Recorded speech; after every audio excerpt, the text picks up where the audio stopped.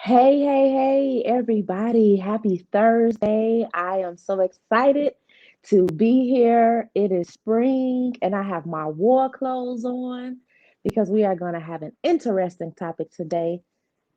The topic for today is the army and me. A lot of times we war against ourselves, right? And we sometimes don't even know that we are in a battle with ourselves. Or sometimes we're warring against our families. We're warring at work. There are so many mini battles, you know, in what is called the war. And it's overcoming those mini battles, those obstacles in order to get to that ultimate goal, right?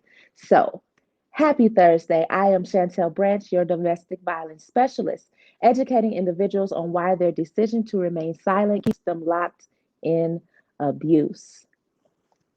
This series that we're hosting this year is the identity of a woman. And we are dealing with the aftermath, the healing process after experiencing trauma, the healing process after experiencing a toxic relationship. How important is that if we are not dealing with ourselves, being in the moment, being present in the moment?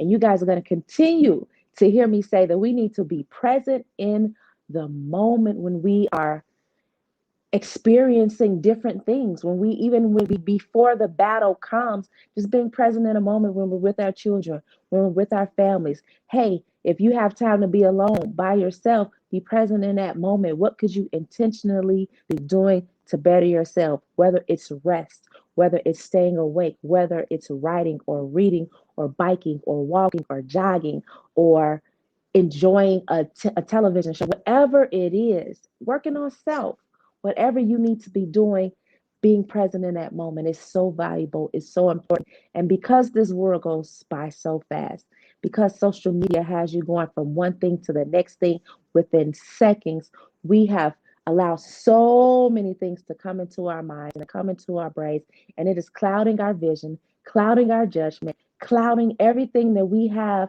that we're supposed to be doing, and it takes us off track. And I'm here, Chantel Branch, your domestic violence specialist, with this podcast, the MFF Project podcast. And our topic is the identity of a woman. Our focus for 2021 is the identity of a woman. And today we're dealing with army and me, the army and yourself. Sometimes we fight against ourselves, we fight against our children.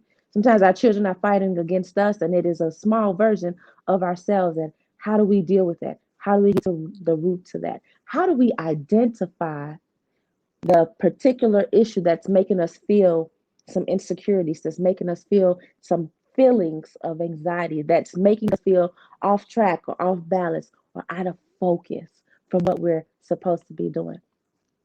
I have a great guest today. I can't have this conversation by myself. I needed to bring on someone that has lived it, that has walked it, that is now talking it and sharing her message. So, without further ado, I would like to bring on my guest for today, Tabitha. Hey, Miss Tabitha, how are you? Good. Thank you for having me. I'm Tabitha Kostrobanic, and I am a Army veteran. I am also a storyteller. I'm a speaker, and I believe that women have been through a lot. They each have their own voice, and through this process, I learned a lot about myself. And what I've learned is that you have to kind of look at your foundation. So I am so open to being able to tell my story, explain what the identity of a woman means to me, what it feels like to be able to look at yourself daily and realize what is going on, acknowledging being in the moment, and just being present. It's like the best feeling in the world. But you got to do the work to get there first. That's right. You have to do the work. That's what we're talking about today, doing the work. And I know you have some tools, some tips for us to help us get to the place of where we can start the work, because a lot of times there's so many things that are in front of us, so many obstacles, so many um bricks or houses that seems unmovable, or should I say mountains, right? So many mountains in front of us, and getting to the other side of that mountain to where the best part of us is, it seems daunting. It does. It does seem daunting. So being able to tap into that is what I want to talk about today. So, tell us a little bit more about yourself, about your career, and how you navigated from being an Army veteran to where you are now, being able to um, talk to your audiences about this kind of topic. So to start, I got married young. I got married when I was 23 years old. And I thought I knew everything. I thought love was going to solve my problems. I thought that journey was going to be the best journey possible. What I didn't realize is I didn't have a strong foundation to start with. So I started a relationship on a rocky foundation. I started looking back and wondering, what did I want out of life and what I wanted to do? I realized one thing is that I definitely wanted to be in the Army. So I did end up joining the Army Reserves. I signed a contract when I was married. I didn't tell my family or my husband, ex-husband at the time, that I was joining. I actually waited 11 days before I was due to leave to tell them. And the reason why is I knew this was what I wanted to do in my heart. If I had explained what I wanted to do, I was going to get, don't do it. This is not the time. And I didn't want to hear that. At that point, I was 28 and I didn't want to hear it. I wanted to do it on my own. I wanted to be able to say that I went to basic training. I went through the process. I chose the career I wanted in the military, and I did. I did it because I wanted to, and not what others wanted me to do. Wow. So that was the first start. Wow. So you joined the Army, you didn't tell anybody, and you waited 11 days. That is like, I'm like, wait a minute, hold up. But I also understand, because when we share our visions with other people prematurely, it can literally turn us in another direction or stop us in our tracks. And then we go in a total opposite direction, all the way around something back to that same goal that we were intentionally going to do. And it could take us 5 or 10 years down out the way, Yeah. of that. And then also, I like the fact that you didn't allow other people's fears in your ears. I didn't. I didn't allow other fears. My father was a veteran. He was in Vietnam. So his thought process is, oh, you're going to go through what I went through. I don't think you're ready for that. I'm like, I didn't want anyone to tell me what I knew I could do. I didn't want to hear, because I didn't want to go into basic training with that mindset of, oh, you're going to fail. You're going to fail. I needed to be in present thinking, I could do this. I'm going to give my best, because my best and everyone's best is not the same. I'm going to give my best in doing this. And when I went, I was the oldest African-American female in the company, which I was fine with. To me, I was 28. That's not old, but at the time it was. Okay. And my thought process was, you got to give it your all. You got to do this. This is what you want to do. If you're going to do it, you have to do it successfully. Absolutely. And I heard you say rocky foundation. Yes. What I did realize is I had a rocky foundation. And so when we build on a rocky foundation, it's like you're building your house on top of sand. Yes, you're correct. You're correct. When I came out from the Army, I realized I got pregnant with my son, but I realized that the relationship I was in with my ex-husband wasn't the greatest. It was a turmoil. I mean, he literally would go from hot and cold over every little thing. And then it became abusive. And I'm like, I can't do it. So then when I got ready to leave him, I had to think about, well, how did I get myself into this situation in the beginning with? Where did it start? So I started looking back on the journey that I got to where I was at. And one of the things that I learned is that I watched my mother live with an abusive boyfriend. She'd get rid of him, bring him back, get rid of him, bring him back. And the time she actually walked away was because he got a woman pregnant with twins. I did the same thing. I didn't walk away with my ex-husband until he had a 19-year-old pregnant. I was like, I don't want to deal with it. So I had to stop then. I was like, I have to change the course of my life. In order to change the course of my life, I have to stop and rebuild my foundation, which means I need to understand everything I've been through and what did I want out of life? What did I want? Not what did everyone else expect from me? What is it what I wanted? So I started writing my goals on what I wanted and where I wanted to get there and how would I do that? And I started holding myself accountable every day. If I didn't do something, I had to kind of look at it and think, all right, what is the next step in order to get where I wanted to be? And as soon as I started holding myself accountable, I found a great mentor. I started getting promotions at work. My community kind of opened up to me, and they wanted me to be a part of things that I never thought I could be a part of. I was an African-American woman sitting in a community that was mostly non-minorities, and they asked me to come and be a part of a non-for-profit. And they were open to my ideas, and I was like, wow, this is different. This is different. I'm being embraced. And not only did they were open to my ideas, they was like, okay, you can take this aspect of it and show us your vision and run with it. Wow. And the confidence it gave me, the validation it gave me, I started to see who I was and what I was capable of doing. I allowed people around me to I wouldn't say not support me, but sometimes be ready to be like, oh, you shouldn't do that. Oh, no, you can't do that. So I stopped saying I can and said, okay, let me figure out how can I?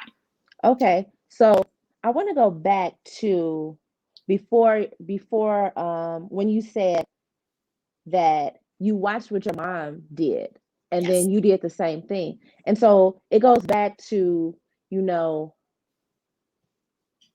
and I want to say training up a child in the way they should go, but also, and that was a part of your training, whether yes. As parents, we realize that or not, even when we are living our life displayed on a forefront in front of our children, whether you think you're hiding it or not, kids know they're very, very smart, and they see and they pick up on it, and they're either going to be like you or they're going to be, totally opposite of you, or they're going to pick up some things and pick and choose, okay, and they're picking it up. And even if it's not displayed in your household while they're adolescents, it's going to come out one day when they become adults. And so that cycle, it continues from your mom through you, and then you went to the Army. And do you believe that the Army had some type of, I want to say, formation on you, or some type of way of helping you come to the place where you held yourself accountable? Yes. And you knew how to be accountable. So can you kind of walk us through that? How do we, if we don't have that military background and it teaches you just to be this kind of being that we necessarily don't have, how do we get to that place where we hold ourselves accountable for the things that we have been allowing in our lives? Okay, so when I went into the military, realizes they treated everyone like family. So I walked into learning who they were and their expectations. So I started to build a little village. I started to build a community.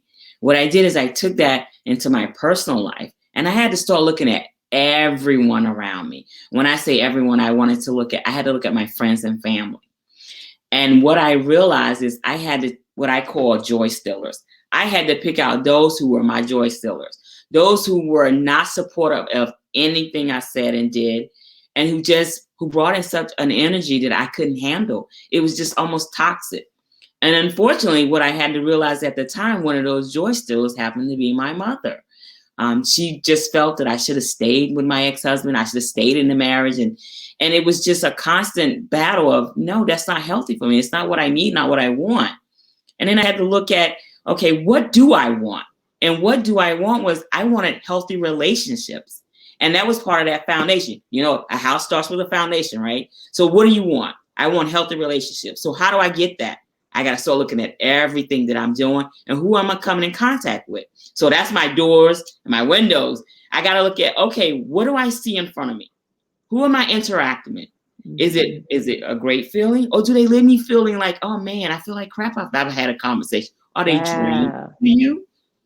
And so I like that you said that, because a lot of times we are in those situations, but we just keep putting ourselves back in that situation. And then we have this empathetic or this sympathy, this love in our hearts for these people. Well, so-and-so is having such a hard time, and her old man is taking her through this, or her kids are doing this, and I just want to be there for so-and-so, but they're making you, they're leaving you drained. They're leaving you empty. And lots of times you're having conversations with them and they have dumped all their baggage on you, and now you're carrying their baggage. They walk away and they text you and say, girl, I feel wonderful today. Thank you for that chat. Yes, that's correct. And that's what I was realizing. I was like, I had to think about me. And I think a lot of times as a mother, as a daughter, I was always putting everyone else first. But what I realized is someone said, like, if you're on an airplane, right, and something goes wrong and you grab your mask first to take care of you so you can take care of your kids and take care of whoever you brought with you. I wasn't doing that. I wasn't taking care of me first. I was like, okay, what can I do to solve your problem? What can I do to listen to you? And I was only realizing it was draining.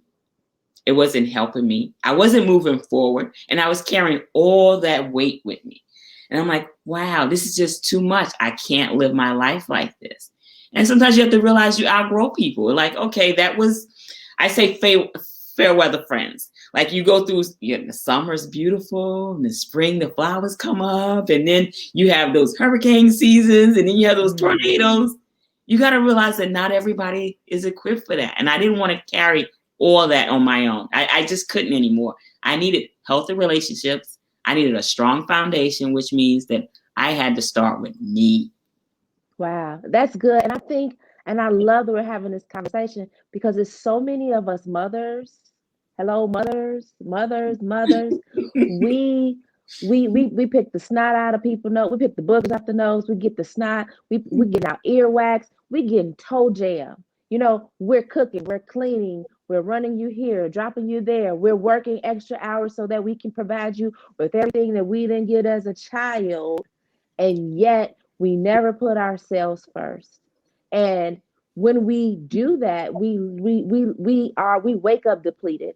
We go down depleted. We're constantly burning a candle at both ends, and we're never on the up and up. We're never and just think you've done all of that, and you haven't made it a quarter of the mountain. That's as far as you went, just a quarter of the mountain, and you still have all of these thousands and thousands of feet over that mountain that you need to get to, because the other side and the best part of yourself is on the other side of that mountain. But because you have allowed everyone else to go first, and I don't know if it's because of society or because of what your parents say, but when you do that, you continually put yourself last, and I like the fact that you said you realized that it was your mother who was stealing your joy, and you finally had to say, okay, I heard you say that you set some boundaries for her. You didn't use that word, but you set boundaries because you felt a kind of way. Can you kind of go into why you had to do that? Because a lot of people, they don't know how to say, mama, no. And you run into the grocery store every Saturday knowing that you're supposed to be working on your business, or knowing that you have to do this, and mama, can we do it on another day? Or, being able to have that tough conversation with your mom. Can you kind of go into that? Yes. So, and you're right. I didn't use the word boundaries, but I did. I had to set boundaries. And what I realized is that when my ex-husband would call me and he would rant and rave about whatever was wrong, or I didn't call him back fast enough so he can talk to his son, whatever it was. And 5 minutes after he called, she would call. Oh, well, why did you do that? It was always why. Every conversation started with why. So my first thing was, you can't start the conversation with why with me. You have to ask me, how are you? Or what are you doing? If you ask why, I'm going to have to hang up and we have to try this again later. So it started with, okay, this is what and I get you want to, and I get she felt like she was in between it. But I'm like, we're not going to talk about him. If you want to call me about him, then I'm going to have to hang up. You have to call me about something else. So I started saying, we can talk about these things. We can never talk about these things. Because we were never gonna find a common ground when it came to my ex-husband. We would never be on the same page. So if I take that out of the conversation and not allow it to be a part of the conversation, you can ask me about my kids. You can ask me about how my day is. You can ask me about how my career is going. You can ask me whatever. Ask me what I make for dinner. But you cannot come and call me and talk about why did I do something to him. If he calls you and you want to be the shoulder he cries on, fine. But I don't want to be a part of that. I like that. I like that because we got a Black mama. It's kind of hard to. It is. It took time, and I was like, if I don't do it, and I used to like have like a knot in my stomach when the phone rang because I knew it was her. Right after he called, it would be her calling. I'm like, oh, come on, give me a break. And it wasn't nice. She wasn't nice about it. She's like, I don't understand. And it was always me. So it always made me feel like, wow, am I not the daughter? Like this is not how this is supposed to be. I need you to think about me for a second. I understand you had an intense conversation with him, but think about my feelings. My feelings are, these are the things we can say. We can't talk about him. We can talk about how everything else is going. And I like that you gave her some boundaries and some limitations, because while you wanted her to say, "Hey daughter, how you doing? How you feeling?" Girl, he just called me, but I know he probably works your nerves. How are you feeling? And when it's not in us and we don't have that, we were not equipped with that, we were not given that, and we don't know how to do that, we just don't have it, right? Right. um I used to be an athlete, but I could never jump over a hurdle, right? I just don't have that, right? And you don't ask me to do that now, right? It's not in me. So when somebody doesn't have it, it's okay. And I like the fact that you realized, okay, she's not going to give me that. That's what I want from her, but she's not going to give me that. Maybe she can give it to me later over time. But right now, this is where I am personally, physically, emotionally, spiritually. This is where I am. This is the mindset that I'm in. And mama, let's talk about A, B, C, but D is off limits. That's what it was.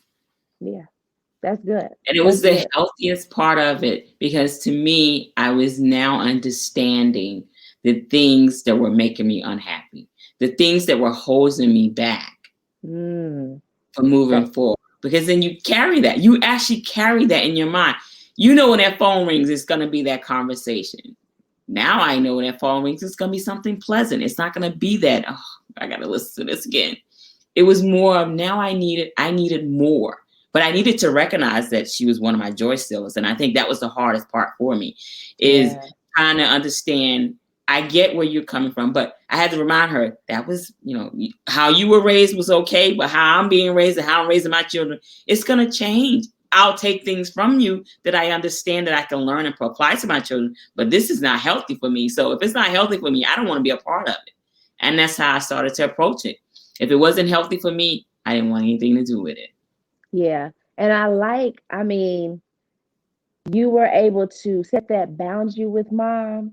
And then over time, she's not even gonna fool up and call you with those questions anymore. And then, Nope. we hear that saying a lot of times, we have to teach people how to treat us when we're in different Yes. relationships. And so Yes. making that transition to, okay, mom, I'm not a child anymore. I'm not that teenage girl.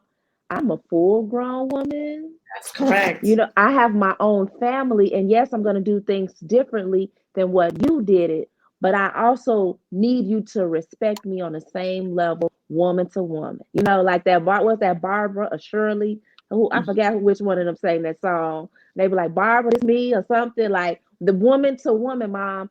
I need you to respect this boundary.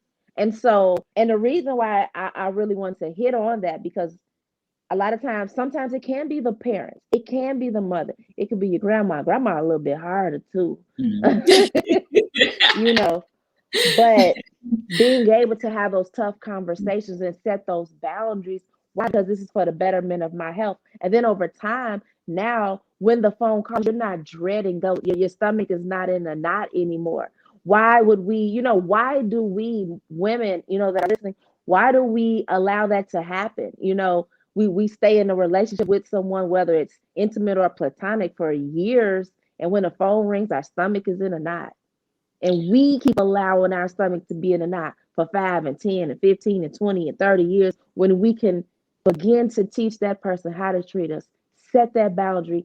You know, I mean, sometimes when it's a new relationship, now as an adult, let's set the boundaries in the beginning. I'm all for, let me let them know who I am, because I don't have time to play with them later down the line. And I think that that's part of that process, that growth, is realizing that you have to set the boundaries at the beginning, that expectation of what this friendship or what this relationship is going to be like. And I think even with family, sometimes you have to do that. I realize that there are certain family members who think they're entitled to be a part of everything, and you have to be like, okay, you're draining me. So, and they can't. You just can't. They're not going to always be as supportive as you would like them to be. But when you set boundaries, it's the best feeling. It's the best feeling, because you're like, okay, I'm not gonna ask her this, or I'm not gonna cross this line because it's not gonna be good. So I think that's like the best part about it, is when you set boundaries, people understand who you are and what you want out of life. Even in your career, you have to set boundaries. These are things that you want, you expect in return. Right, definitely. So what does it mean to you when the phrase staying at the root of a particular problem and doing the work until you've done enough work in order to move forward, you know, as it So relates to your journey? through my journey, what I look at is staying at the root of the problem, is acknowledging that there's a problem. That's the first part. You got to acknowledge it. You can't hide from it. You can't dismiss it. You have to acknowledge that it's there. What's causing it? Look at what caused it. How did you get there? Because we all got here for a reason. And then when you're thinking about how you got there, where is it that you want to be? And just start looking at it from that perspective. Okay, this is the beginning, but what do I want in the end of this? What is the ultimate goal of this relationship? You want something healthy. You want something that you can be comfortable with, proud of, that gives you joy. If it doesn't give you joy and it feels draining, and it feels like it takes away your identity or who you are, then it's not for you. So I always look at things that when I approach it, I was like, is this going to be healthy for me? How is it going to make me feel at the end? And if it starts doing that process and I don't start feeling great, I'm like, okay, I have to stop. I have to evaluate what's going wrong. What is it? Your senses go off. I'm learning that when you stop and you take a deep breath and you start looking at everything and you feel like, okay, this is not for me, that's your opportunity to kind of pause and be like, all right, I can't do this. This is just not for me. Yes, pause, take a look and pause and realize it's not me. And be okay to say it's not me. And then be okay to say to that person, this is not me. This is not going to work for me. Let's reevaluate. I've done some thinking, and I can't go on any further. And I remember you saying earlier about fair weather friends and being okay that some people are just for a season. And it took me many years to realize that. And there's some friendships that have gone away now, and we're no longer friends. But I honestly realized that the place that I am in now, that was but for a season, and it's okay, because in the season that I'm in, there is no place for that person. There is no place, and it's nothing that they have that's going to pour into me, and it's nothing that I have that's going to pour into them and make them better. So it's okay that we're not friends. It's okay that season has passed, and now I'm moving forward to different things. Because if we're not letting go of the weight and the baggage and the old things, how can we expect the blessings of God? How can we expect something new to come into our lives? You have no room on your plate to receive it. That's right. You're blocking your blessings. And this is what I say all the time. If you're carrying around things that are not for you, you're blocking your blessings. So I got to make room for my blessings. And in doing so, that means I got to clean out. Sometimes you got to clean things out. Like, okay, it's time to evaluate. This is not healthy. This is just not it. And you can outgrow it. Where I'm at now, I wasn't at 5 years ago. So I'm not, if you're still doing what the same thing you were doing 5 years ago, you're probably not going to look like me anymore, because I don't see growth. You have to understand that so many things are presented in front of you. What are you going to learn from? Are you not learning from yourself, or you're not learning from the people around you? Then it's just not for you anymore. It's now has taken its toll. It's like, okay, I'm okay with fair weather friends. I'm like, hi, bye. It's okay. It wasn't for us. And we have to sometimes move on. Absolutely.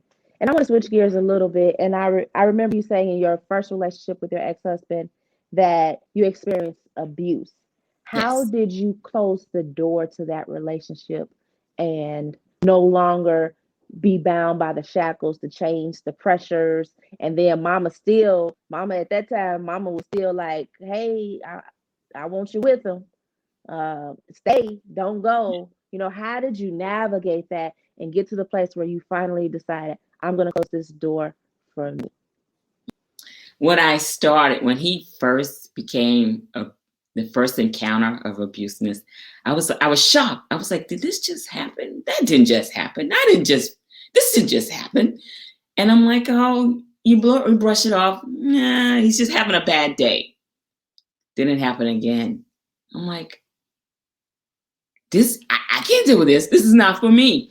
I actually left the second time it happened. I went to my girlfriend who took me to my dad. And I didn't tell her and I didn't tell my dad what happened. But I just said, I don't like this relationship. It's not for me. I don't think we communicate very well. So my father sat us down at the kitchen table and had us talk for like 6 hours about communication styles, what we wanted out of life, and what to expect. And I remember the conversation because I said, what I want out of life is I want to be a wife. I want to pick a fence. I want kids. I want to live in a neighborhood where the kids can play. I wanted all this fairy tale. I wanted the fairy tale. And then I ended up marrying him. And it was okay.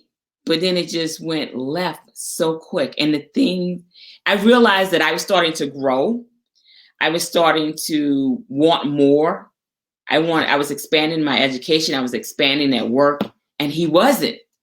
And he wasn't there to support the journey I was now going on. And then when I was in the military and then came home, he wasn't supportive. He felt like I was doing all these things without him. Instead of saying that these was the foundation I was trying to build for us, he saw me as a threat.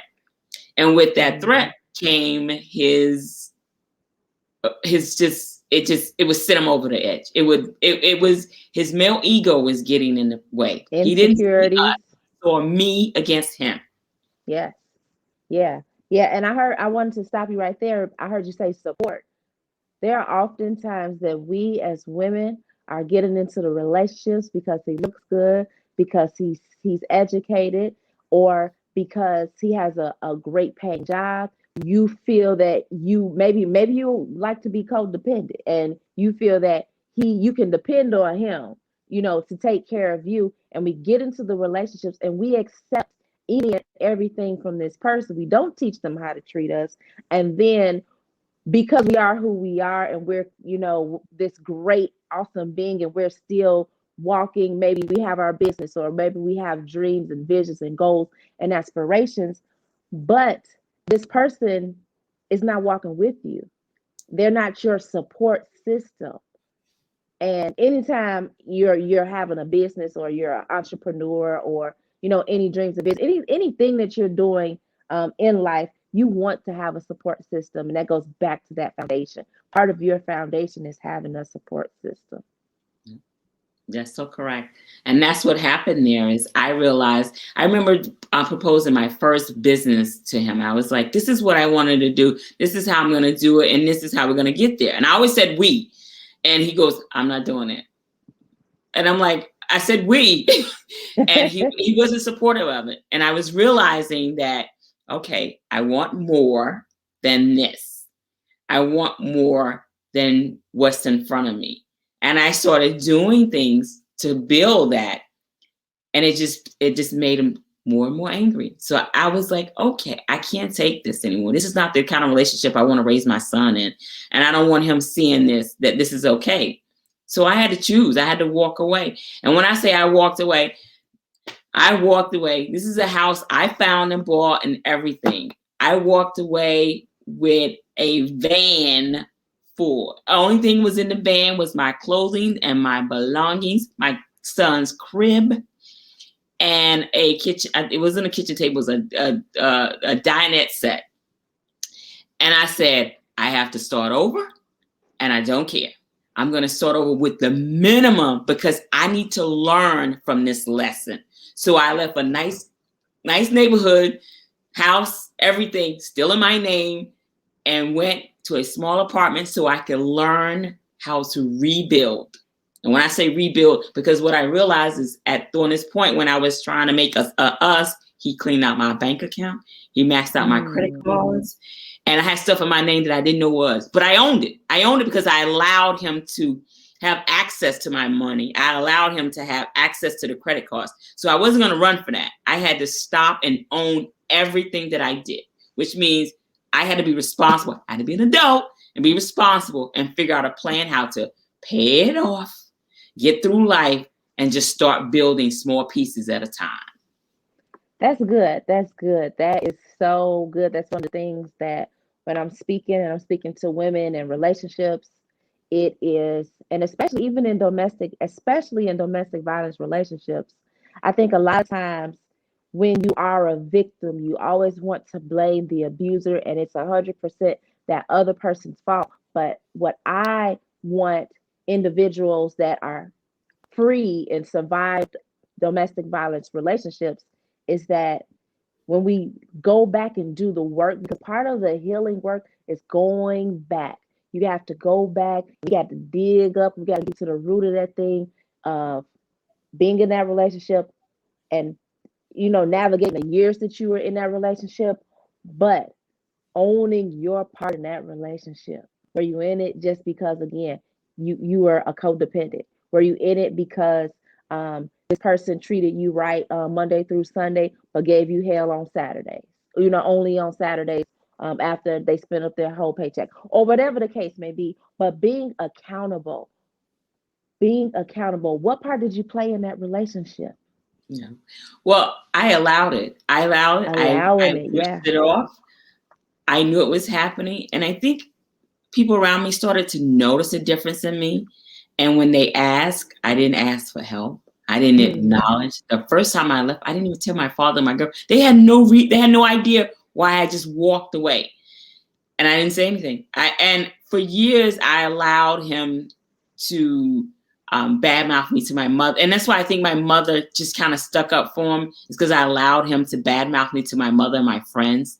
And I realized, I was like, well, if that's what they think of me, then they don't know me, then that's fine. But I was like, do you realize he's distracting you? He's trying to distract you from the actual problems that were there. And I wanted to rebuild. And when I say rebuild, I needed to rethink my process. I needed to reframe how I approach things. I had to look at it from a point of, I needed to be me. But who is me? So I had to define who I was. What does that mean to me? Who am I? What am I to myself? What am I to the world? What am I to my friends? I had to look at how I was presenting myself to everyone.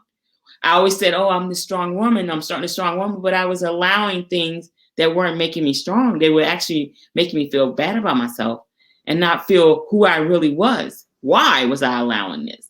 What is it about him that I allowed this to happen? Yeah. Is what I had to look at. That's good right there. I hope everybody listening, go back and replay it, rewind it, okay?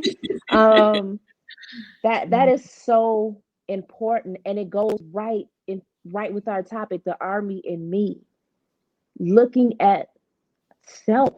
And that is why, we're doing the identity of a woman, because looking at ourselves, going back and realizing, well, and realizing how this person is making you feel. And then realizing that you keep staying and allowing this person to make you feel like this. I know a lot of times there's financial abuse, and you have given up your power and your control. You have allowed them to control the finances to where they have your debit card. I had almost, in a sense, I've given up my car. The car was still in my name, but it went from being my car to the car. And where are the keys to the car? And I'm going to get my car an oil change. And I'm like, wait, I thought it was my car. But I allowed it to happen. And because I didn't say anything, let me be clear to everybody that's listening. Your silence still gives people permission. And I don't care how quiet you are, you be quiet as a mouse. And they can ask you a question and you don't say anything. That still gives people in their minds permission. And they assume that it's okay because you didn't say no.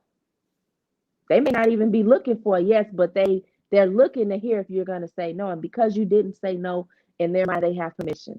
And they assume that they have permission. And they're going to keep on doing what they're keep on doing what they want to do, or they're going to go ahead and do what they set out to do from the beginning.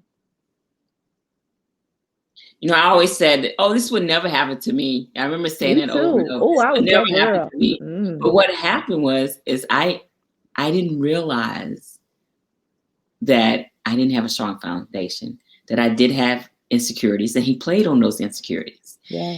And I allowed that to happen. Meanwhile, I would always tell my girlfriend, don't put up with that. But I was putting up with worse. Yes. And I'm thinking, well, I can provide all this feedback, but I'm living in this nightmare. And I kept thinking, well, why am I living in this nightmare? What got you to this place? What made you feel that this is okay? And I had to start looking at me as an individual. I had to look at what I wanted and what I was actually getting. I had to look at what life meant to me. And that wasn't life. It wasn't at all. It wasn't living. I was slowly dying inside. I was like, oh, and certain things and I think sometimes certain things I knew I would tick him off. I would do it just to see if it would tick him off. Just to prove myself that I knew that these things would tick him off. And it got a point where I was like, I don't need more than this. This is not for me. I want more. Yeah. So that means I got to take action. Absolutely. But walking away isn't just enough, because if you walk away and then you go and do the same thing again, you haven't learned. So I had to learn who I was and what I wanted. What life me? And it takes time. It does. I love the fact that you said, if you don't walk away and learn who you are, you'll be right back to where you are again. I run across so many people all the time. Well, he doesn't hit me, but this new person is like verbally abusive. And so they still have that control over your mind. Mm-hmm. They're just not physically abusing you, but they are verbally abusing you, and they have that power and control of your mind, and you are still not being accountable for what you are allowing people to do to you in your life. And that's the root of it. Yes. That's the root of it. I told y'all we was gonna get to the root today. That's it is when you're looking at your life and you're like, okay, you have to look at everything that you're doing. And I always say this is what am I allowing that I know I don't like? Why am I allowing what I don't like? Why do I feel it's okay? That means that there's a part of me that thinks, oh, you're not good enough. Oh, yes, I am. So you have to start thinking, okay, one, that you're good enough. So never allow anyone that type of power to make you feel like you're less than. And that's why I made that mistake is I was like, oh, I could do all these things. But that one area that wasn't my strength was played on. And he always knew I wanted to be loved, right? You want that loving feeling. You want that person that's going to just think you're the world. And in doing so, you're allowing someone to treat you less than what you should be treated. So I had to look at what I wanted. And when I started to look at what I want, I was like, this is not what I want. This is not even in my plan. So, Yeah. And I think that is a part of rediscovery. And that's in the healing journey. That I focus on when I'm working with survivors of domestic violence, when I work with individuals, it's rediscovering who you were. What did you want to become before you got in that relationship? Where were you on your way to, right? You were in school, but you got in that relationship and you dropped out. Let's redefine and let's figure out the goals. That's the big goal. Let's figure out the mini goals to get you back on track so that you can complete what you set out to do before you ran into that joker, right? Rediscovering, like I always say, one of the things that you said was you felt like you were dying inside every day. Like I always felt like that. I say that all the time. And so rediscovering, like I like chocolate ice cream, but maybe for, through that relationship, I didn't eat chocolate ice cream because that person only likes strawberry. So here I am just not eating ice cream because I don't want no strawberry ice cream. Or it's true. Yeah. And if you get in the next relationship and do that, that means, okay, that's the first time I still haven't figured out who I am and what I want because I'm doing the same thing. Yeah. And so that's why I think it's so important that when you are out of relationship, whether it's toxic or however the relationship ended, do the work for yourself, rediscovering who you are. So when you go into that next relationship, You're not only healed, but you're whole. You know what you want, you know where you're going. And that person is supposed to come alongside you and walk with you. Yep. You're supposed to turn the page in a marriage and a relationship together. One should not be ahead of the other in a sense that, yeah, maybe they may be great with finances. Let them do the finances. If you can't count, listen, don't be trying to take over finances, but be but in a relationship, coming together, being able to turn that page together, that person is walking with you. They know, okay, my baby can't count, but I love my baby to death. So listen, and they're still walking with you. They're not demeaning you or putting you down or making you feel insecure because you're not, the greatest at the finances or more in the line, whatever the case may be. But rediscovering yourself, and that all affects and plays into your identity. Because when you really, really know who you are, you're not going to let anybody influence or change that goodness and that greatness about yourself. That's so correct. I remember earlier you said you became accountable, and then you got into a community with people of and maybe those people you got into, you changed the community that you were in. You got into another community with new people who saw something inside of you, and it was able to do what? Build your confidence. It Yes. gave you validation, and you were able to form healthy relationships, and I love that. That's what happened. I did. I realized it. And sometimes it happens. You look at it like, well, this is not for me. And you outgrow it. I started to be who I wanted to be. And it drew in the right people. They sort of like, oh, Tabitha, you want to be a part of this? Sure. Or Tabitha, we need someone for this. It's not my expertise, but I can try it.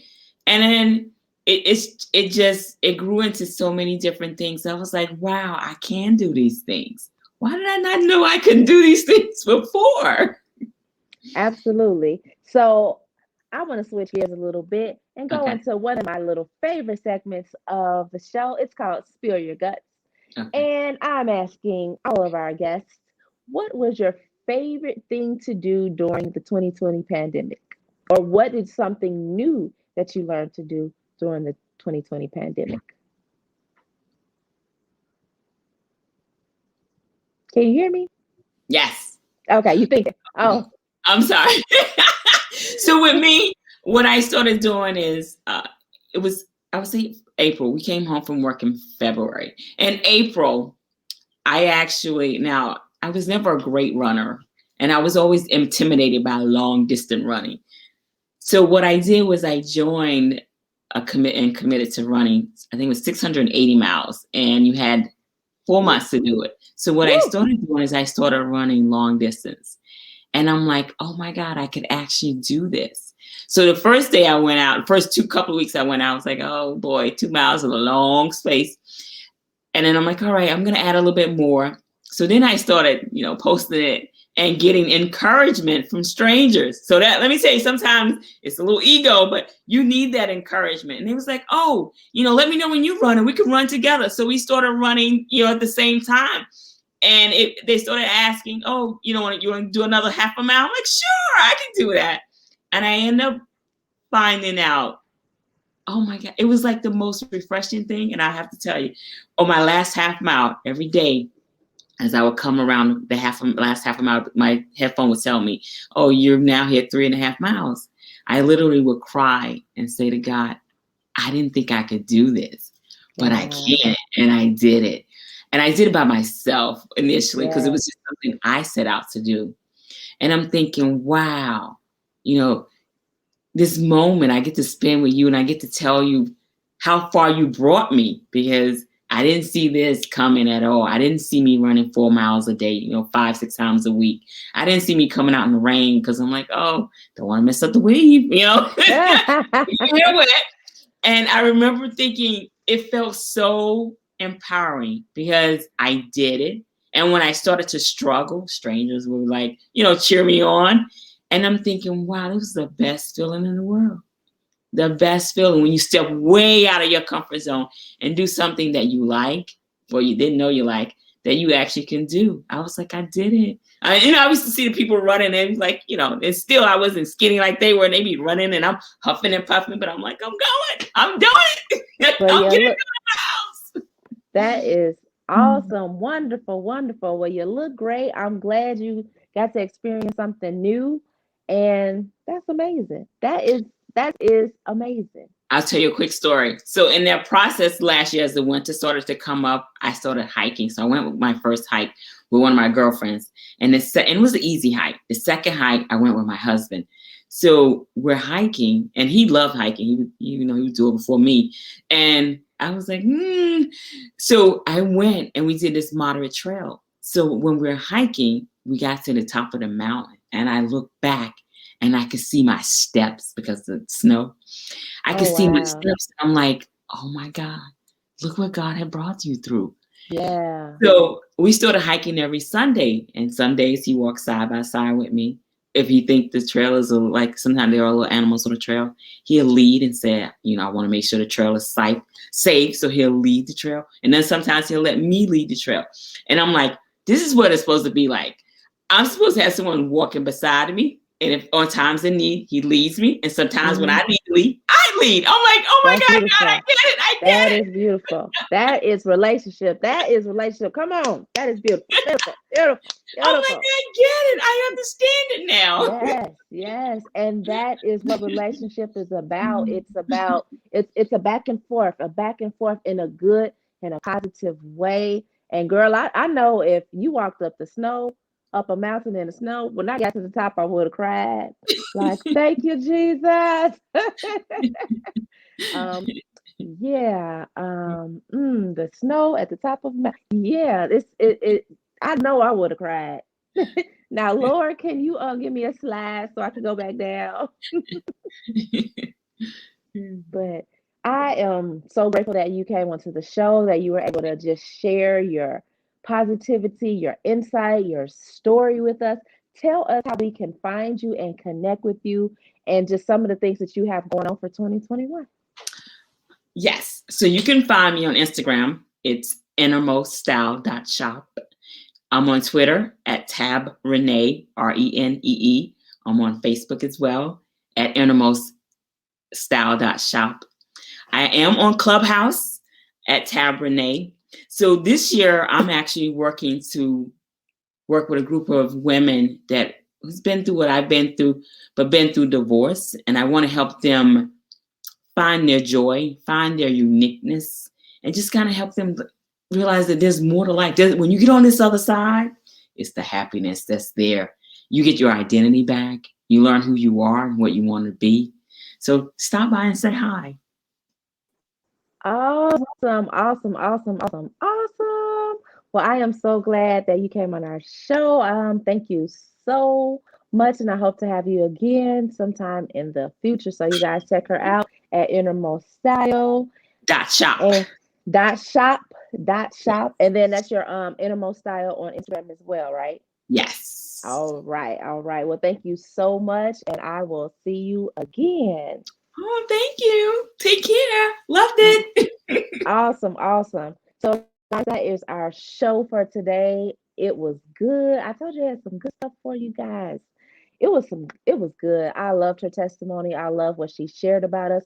And I hope that each of us are taking accountability for ourselves and doing the work at the root of the problem to help us get to rediscover or discover our true identity and being able to live that out freely and confidently, you know, in front of our children, to ourselves, and being in an environment in a community around people when you have where you have a strong foundation and you have the support that you need to be your best self. So again, I am Chantel Branch, your domestic violence specialist.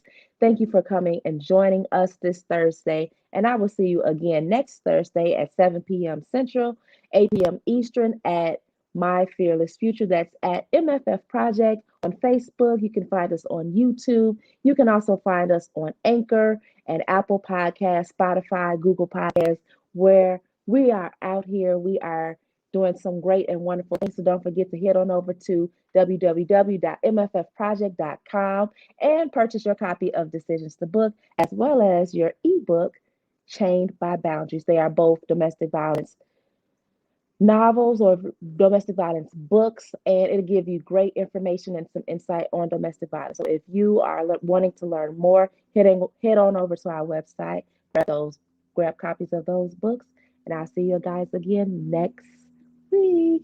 Have a great and wonderful day and enjoy this spring weather. Enjoy the flowers.